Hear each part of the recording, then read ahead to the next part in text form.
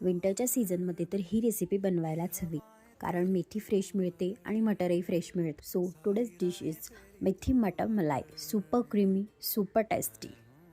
पॅनमध्ये थोडं ऑइल घ्यायचं, काही खडे मसाले घालायचे आणि कांदा, आलं, लसूण, मिरची आणि काजू घालायची. थोडं पाणी घालून शिजवून घ्यायचं आणि थोडं पनीर घालायचं. पनीर ऑप्शनल आहे, पण त्याच्यामुळे थोडं क्रीमी टेक्स्चर येतं.